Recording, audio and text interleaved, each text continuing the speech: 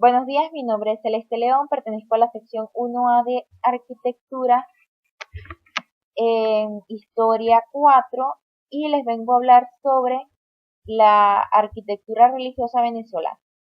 La arquitectura venezolana es un movimiento que se desarrolló mediante la mezcla de diferentes corrientes arquitectónicas europeas y autóctonas de la región. Entre los tres tipos de arquitectura venezolana fue la religiosa la que más se destacó, cuyos monumentos perduran aún hasta nuestros días. Esta comprendió diferentes estilos, los cuales se sublevaron durante la época en que se desarrolló. Entre estos se encuentran la españada. Son aquellos que presentan una torre de igual altura que la iglesia, en donde se ubica la campana. Las obras más representativas de este estilo son la iglesia del Cristo de Buen Viaje, ubicada en Pampatar, estado Nueva Esparta, construida en el año 1748 por la necesidad de una capilla donde los soldados pudieran cumplir su labor religiosa. Otro ejemplo de iglesia es la de los Robles, estado Nueva Esparta. Construida en el año 1750, en el campanario destacan la obra de una Virgen de plata del Pilar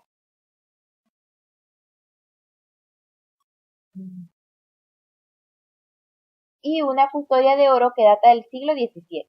Neoclasismo.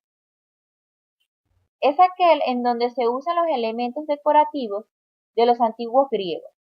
Los ejemplos más resaltantes son la iglesia de San Antonio en Padua de los Clarines, a finales del siglo XVIII. Construida en el lugar de un antiguo fortín entre el año 1752 y el año 1789. Otra es la iglesia de San Clemente, en Falcón en el siglo XVIII.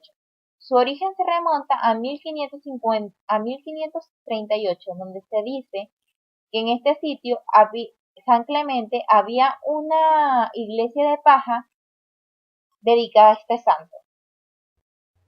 Barroco.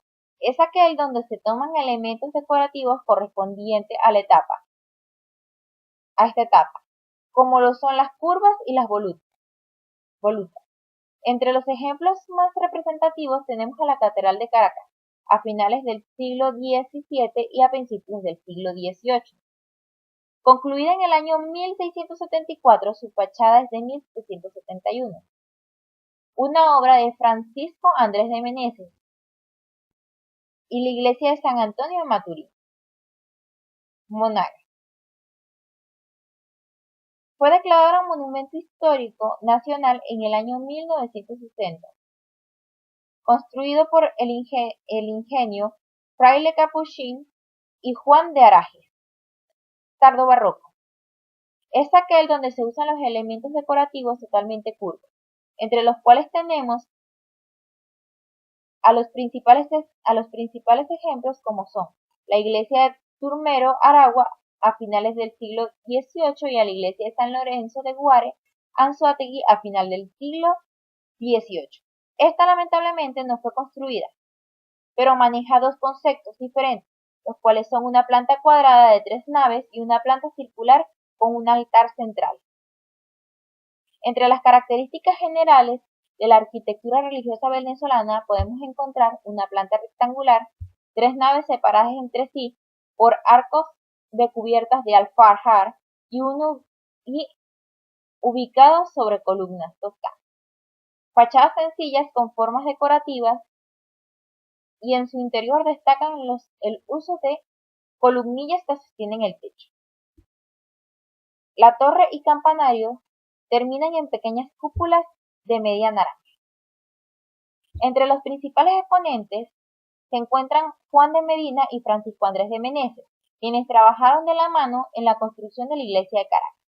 Es importante resaltar que Francisco Andrés de Meneses también fue el encargado de las fachadas en la iglesia de San Antonio de Maturín.